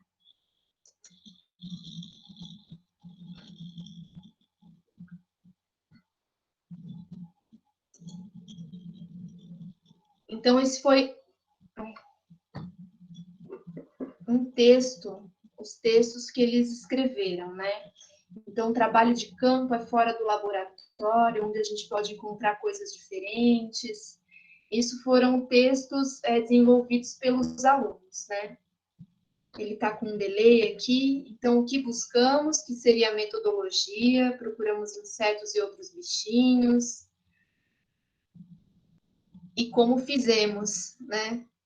Então, é o método deles. A gente fez uma lista, a gente aprendeu os hábitos. Depois eu falo do jogo do MasterChef que eu fiz com eles, para a gente conversar sobre hábitos. Data, hora, condições climáticas, né? Anotamos tudo no dia. Aí tinha a lista dos bichinhos que eles encontraram, que eu fiz em forma de álbum de figurinhas, por isso que está vazio. Eles tinham que escrever, já que eles estavam sendo alfabetizados, né? Então, é um estímulo para que eles treinem a escrita e a contagem depois. Algumas imagens do que a gente encontrou e os desenhos e fichas técnicas, né, que eles fizeram. Então, eu tomei o cuidado de não exigir tanto tão rigorosamente sobre as informações verdadeiras, né? Eu dei algumas informações, mas a minha intenção nesse trabalho era que eles observassem e anotassem, né? Então, eu fui mais suave com o conhecimento, com o modo de escrita, enfim, a minha intenção era outra, né? E tem diversas pérolas aí, né? Então, hábito do caracol, diurno, mato úmido, planta bichos, né? Acho alguns desenhos muito interessantes. O desenho, para mim, é uma maneira muito, muito eficaz da gente trabalhar a observação de um ambiente, porque a gente sabe o que o aluno, o que chama mais atenção, né? Olhando os desenhos deles, a gente aprende também. Então, formiga, enfim, alguns desenhos e fichas técnicas que eles fizeram, né? E aí depois, algumas reflexões, né? Então, algumas perguntas que eu fiz e eles respondiam. Então, se o dia estivesse seco, será que haveriam bichos diferentes, né? Então, disseram que sim, né? Mas escrevem do jeito deles, os pequenininhos. A gente não pode ser tão exigente, né? Então, será que acharíamos bichos diferentes em outro lugar? Não tem todos os bichos no mesmo lugar, né?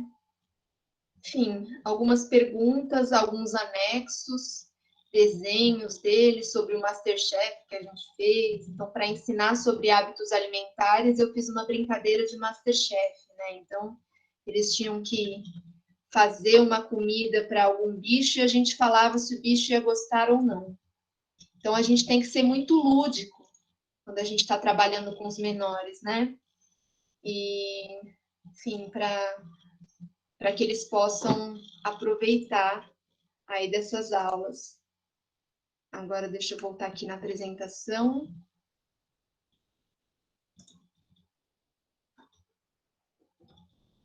E agora a gente vai chamar a conversa, né? Então, dúvidas, experiências, a gente queria trocar, porque a gente está aqui também aprendendo com vocês, né? E é isso. Vamos conversar.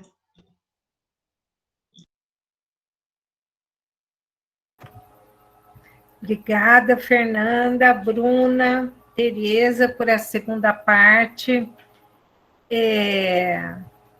Eu fico encantada de ver, sabe, as possibilidades E eu fico encantada com as minhas alunas também, porque essa participação delas é inteiramente original. Elas propuseram os temas, e também Marceli, né, que já se formou, mas participou muito na época que ela era estudante do mestrado profissional. Então, essas alunas, elas, de fato, compraram essa ideia do USP Escola, e elas veem a possibilidade de que a gente possa enfrentar a questão das doenças desde cedo, né? De uma forma lúdica, quer dizer que essa criança que saiu e foi no jardim e escreveu que encontrou um mosquito de 1,5 centímetros, ele já está observando a sua realidade e quantificando a sua realidade, que foi o que o artigo que eu mostrei para vocês fez hoje, né? Então, o artigo que eu mostrei, ele só está num nível de complexidade um pouco maior, mas é tão complexo quanto uma criança de 6, 7 anos medir um inseto, né, e dizer que ele tem 1,5 centímetros, quer dizer, então, de uma riqueza essa atividade da Fernanda. Então, eu queria parabenizá-la, né, pela ideia, por ter desenvolvido esse projeto, né, e por acreditar que esse é um caminho de aprendizagem, né. Então, vou me retirar e deixar a roda de conversa rolar aí, porque eu acho que vocês têm coisas para falar, né?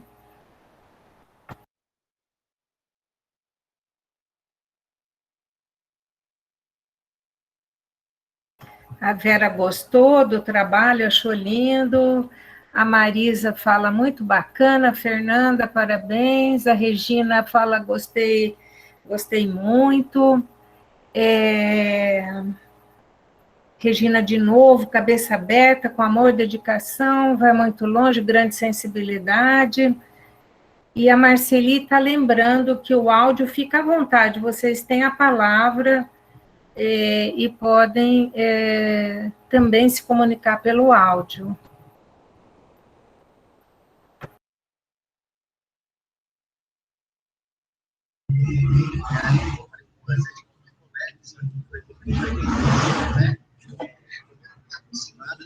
Bom, enquanto o pessoal se aquece aí para falar, né, a criança, ela é muito curiosa, né? E muitas vezes a escola mata essa curiosidade, né? Então, a gente trabalhando desde cedinho, estimulando, né, ela a registrar o que ela vê, né? Eu acho fantástico, assim, o nosso ensino de ciências, ele tem que começar muito cedo, né? Porque,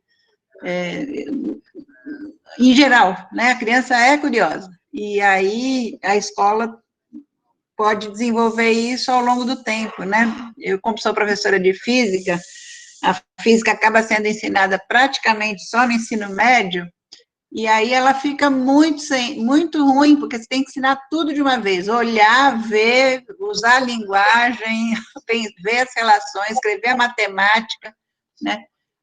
E eu fui coordenadora da licenciatura em física uma época, e a gente recebeu professores da Inglaterra, que eram professores de crianças de 4 anos, professores de ciências de crianças de 4 anos, e elas faziam isso aí que a Fernanda mostrou para nós, o registro, né? E a gente se diverte com o que as crianças mostram. Uma vez eu levei uns telescópios para as crianças, que as mais velhas iam usar, mas as pequenas iam dormir mais cedo e usaram, e elas então registraram lá o passarinho de cabeça para baixo no galho, né? E, nossa, olha lá, ela olhou, viu o passarinho direitinho, registrou, né? Porque a lente tinha invertido o passarinho. Então, eu acho que o ensino de ciências tem que ser isso, ele tem que começar com a observação, né? A gente ensina ciências muitas vezes como se fosse só teoria, só no livro, hoje tem os recursos digitais, mas a observação completamente fundamental, né? Então, muito legal isso aí. E com as coisas que estão em volta, né? Para observar, a natureza está aí, a ciência, né, trabalha com a natureza. Então, parabéns pelo trabalho. Vera, e só complementando, né, uma coisa... A Fê, tá falando? Eu ia falar, mas pode falar primeiro. Não, e só complementando, né, a área de atuação da Vera, eu percebo nos alunos enquanto ciências, só leva o nome de ciências, ou seja, desde o Fundi 1 até o finalzinho do Fundi 2, né, então até o 8º, 9º ano, eles adoram. Quando chega no ensino médio, eu sinto dos meus alunos, assim, um medo, porque a ciência começa como fala? A quebrar, né? Eu não lembro um termo assim, mas ela começa a se dissolver. Então, ela vira física, química e biologia, né? Então, quando eu comecei a perceber que aí chega no ensino médio, então parece que física e química vira um monstro, né? Biologia ainda continua sendo legal. Eu comecei, depois que eu percebi, né, que no ensino médio isso vira um monstro, eu comecei a estimular desde pequeno isso, né? Então, quando a gente está ali trabalhando com a 4ª, 5ª, 6ª série, pontuar, né, que o material que eles estão vendo naquela hora, isso é física, isso é química, né? Então, não precisa ter medo quando chega lá, porque o conteúdo que você adquiriu na 4ª, 5ª, 6ª, 7ª, 8ª e 9º vai refletir lá no ensino médio, agora com os nomes um pouco mais específicos, né? Então, eu percebo muito a importância da gente trabalhar desde os novinhos, assim, a nomenclatura, o direcionamento dessa ciência tão complexa, né? Tira o medo deles, né, Bruna? Com certeza, Fê. Nossa, já me ajudou muito isso, sabe? Chegar assim na aula e falar, esse conteúdo que nós vamos ver agora de separação, de misturas, é química. Vocês estão aprendendo química na 6ª série. Né? Então, isso auxilia bastante, assim, quando eles entenderem que um pouquinho mais para frente eles vão se aprofundar. É palpável, isso mesmo, Marisa. Você também é professora de ensino fundamental, Marisa? Tem muita contribuição, a Regina também comenta bastante. Vocês são professores de Fundi 1, né? Eu também dei muito tempo aula para Fundi 1, o 4º, 5º ano. E é incrível, né? Desmistificar a ciência do fundamental ainda. Sem dúvidas, porque aí eles chegam, né, no ensino médio um pouco mais tranquilos, né? Porque agora, ou às vezes estimulando, né? E às vezes mostram-se orientações da tabela periódica. Eu já tive aluno de 6º ano falando, não, professora, mas minha irmã fala que isso é terrível. Eu falo, ninguém precisa decorar a tabela periódica, você precisa entender ela. Depois que você entende, aí automático você vai gravando alguns pontos, né? Então, é mostrar para a criança que tudo é muito gostoso. Hoje, a BNCC cobra, né, que a gente faça a correlação com o cotidiano dela. Então, eu acho que isso auxilia bastante, né? Aí, Fê, pode falar, senão eu continuo. Eu trago 2 coisas, né? Justamente isso, relacionar com o cotidiano. Então, esse trabalho que eu apresentei, ou até os trabalhos que as meninas apresentaram, se a gente for aplicar no conceito, eu quero explicar dengue, então a gente vai fazer uma observação, um relatório, a gente não precisa de muito recurso, a gente só precisa do ambiente que a gente vive.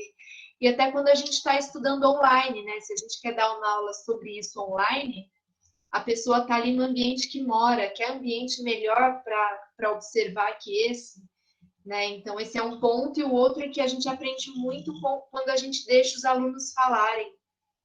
Né? Então, eu aprendo muito do repertório deles, eu apliquei nos anos seguintes. Então, quando eu ensinava sobre decomposição, um gênio aluno falou que é tipo um sabonete desgastando. Eu falei, exato! Aí eu usei o sabonete em todos os anos seguintes, né? Então, a gente acaba aprendendo muito. E quando a gente fala para eles, eles não acreditam que a gente aprende. Mas é a verdade, né? Eu saio de cada aula, eu saio outra, assim. E acho que é isso. Isso mesmo, Fernanda. Com 70 anos, eu sempre aprendo. E é muito divertido, é isso que é gostoso. Levar prática na casa, mesmo em ensino remoto. Sim, é possível, né?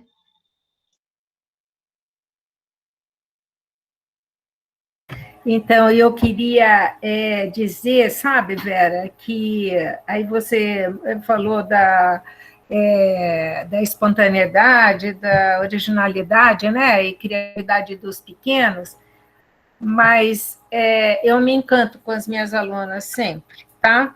Eu também acho que as minhas alunas aí são originais, são criativas, e a minha sorte foi que eu deixei as alunas falarem, né? Então, eu acho que isso é uma lição, sabe? É uma lição porque, para quem ensina, muitas vezes não se lembra de que quem está recebendo não é uma página em branco, né? É uma outra pessoa que está ali com os seus saberes, né? E que essa construção do conhecimento, ela tem que ser coletiva, né? Ela tem que ser coletiva, porque daí todo mundo se beneficia, né? Dessa construção e se modifica. Então, eu fico encantada, porque esse aluno que fez isso um dia, no dia seguinte, quando ele for no jardim, ele vai ser outro, né? Ele vai ver lá um mosquito, ele vai ver a lesma, e ele vai lembrar, nossa, hoje está tão úmido quanto o dia anterior, então ele começa a fazer as relações e as conexões. E aí a vida passa a ter uma explicação, né? E é para isso que a gente aprende, né? É para entender as coisas como elas são, né? Um entendimento intelectual de como as coisas funcionam e como a minha vida funciona nisso tudo, né? Então, eu queria dar os parabéns para você, viu, Vera, que faz esses eventos acontecerem. Eu sei do trabalho que você deve ter, né, para fazer isso. Então, você permitiu isso para mim e para a equipe do mestrado profissional, né? Então, realmente, a PEP está de parabéns. Eu me lembro, ano passado, que teve tanto problema, não tinha local, é sempre assim, mas eu gostaria que você soubesse que você conta comigo e conta com essa minha equipe sempre, viu? Porque o que você está fazendo, olha o Douglas aí, Chegou o Douglas. Se quisesse colocar, eu agradeceria também, viu? Queria fazer uma colocação,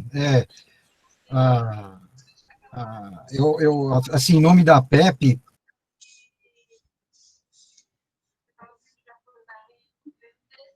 Ele caiu.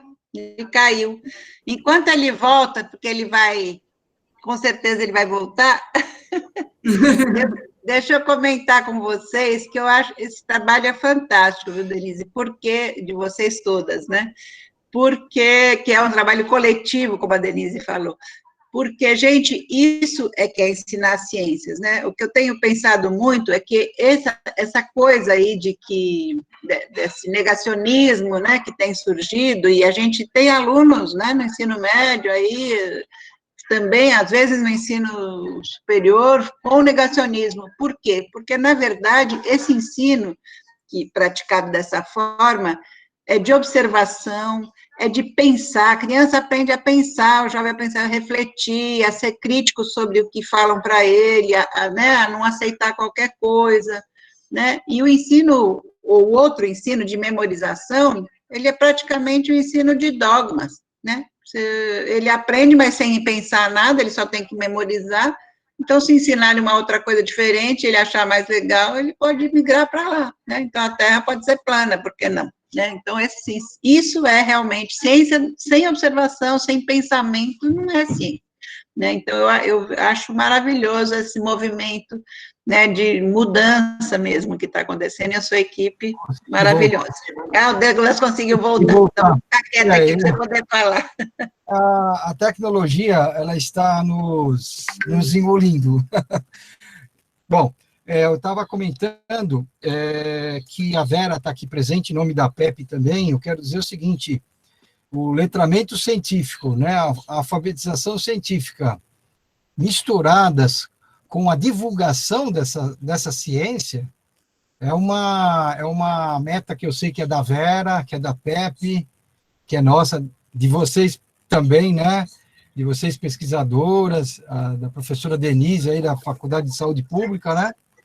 Então, eu acho que é isso que é o importante dessas rodas de conversa também, né? A gente conversar sobre ciência e conversar sobre os problemas que ocorrem no nosso país de forma correta, né? De forma assertiva, né? E nada melhor do que os pesquisadores, de quem está estudando, de quem está a fundo no problema, nas questões, para poder divulgar, né? Para poder divulgar esse conhecimento todo, né? É isso que eu queria comentar e aproveitar que a Vera também está aqui presente. Ela acredito eu que ela comunga com esse mesmo pensamento, né? Parabéns para vocês todas, né? Isso aí, Douglas. A Vera é uma batalhadora, viu? Somos todos aqui juntos, é um coletivo. Todos vocês, a Denise, a professora Denise, as pesquisadoras que estão com ela aí. A Bruna, a Fernanda, Tereza. Marcele. Tá faltando uma, não tá, não? A Marcele. Tá faltando uma, não tá? A outra. Não. Não, acho que estão todos aqui. Está faltando o Everton, que não conseguiu participar. Mas ele ajudou a construir e ele participou dessa chegada aqui, né? Infelizmente, ele não pôde participar das rodas mesmo, né? Mas o conteúdo, nós estamos discutindo esses assuntos desde o ano passado, então vocês nos permitiram arrumar um tempo nosso que foi precioso, porque nós tivemos que conversar muito e aprender, então, em grupo, como conduzir uma roda de conversa aí nos tempos modernos, né? Então, agradeço aos participantes, a você, Douglas, que entrou aí no final, que bom, e a Vera, né? E a toda a equipe, e enfim. Vamos torcer para que haja o próximo. Vera, você quer falar sobre a Assembleia, não? Só lembrar a todas, né, e todos, que amanhã, às 8 da manhã, é que tem atividade simultânea. Quem tiver atividade não vai, né, não consegue ir, mas quem tiver livre, às 8, apareça para trazer suas ideias, suas críticas, suas sugestões, sua avaliação. A gente sempre faz isso, todo encontro. E agradecer muito a todas vocês, a todos os presentes, né? Fiquemos firmes aí nesses tempos tão difíceis que estamos vivendo. E no endereço, Vera? Que endereço é da Assembleia? Desculpa, vou colocar de novo aqui. Só um minutinho. Nós estamos vivendo uma roda de conversa do novo normal, né? É isso, é um modelo aí que depois a gente vai ter que testar, não é, Douglas? Mas o lado positivo, né, que aqui a gente não sabe, mas acredito que tem pessoas fora de São Paulo, né? Então, eu acho que trouxe a oportunidade de se encontrar, né? Essas atividades online, então, imagina todo o espaço. É um positivo, né? Sim, sem dúvidas. Quem não conseguiu... Tem gente do Mato Grosso, tem gente de Alagoas, tem gente do Sul, tem gente da África. Tem gente na África assistindo.